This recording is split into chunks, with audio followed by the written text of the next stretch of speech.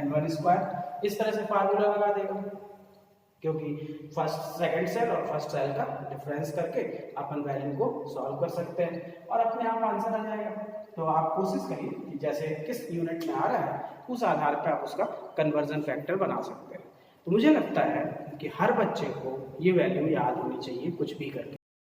जैसे जैसे हम न्यूक्लियस से दूर जाते हैं, total energy of electron in different shell बढ़ती जाती है या वो लेस नेगेटिव होती जाती है, but the energy gap between the two shells decreases continuously.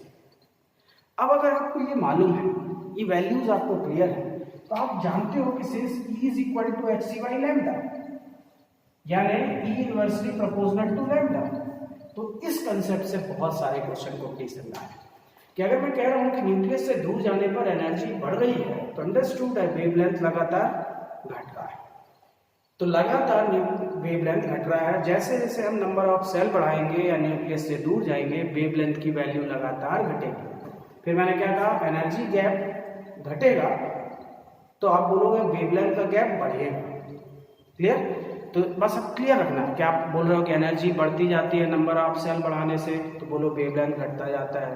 Energy का गैप घटता जाता है, इसलिए वेवलेंथ का गैप बढ़ता जाएगा। ये कंसेप्ट।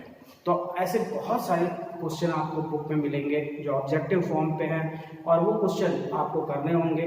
डायग्रामेटिक क्वेश्चन कई दिए हुए हैं कि अलग अलग लाइन खींच दिया, बोला कि ए से बी में गया, बी से सी में गया, या ए से डी में गया, इस तरह के, और उसमें आपको बताना पड़ेगा कि भाई किसकी वेवलेंथ सबसे ज़्यादा है। तो यहाँ पे यही कंसेप्ट लगाएगा बच्चा कि जिसकी एनर्जी कम उसका वेवलेंथ ज़्यादा।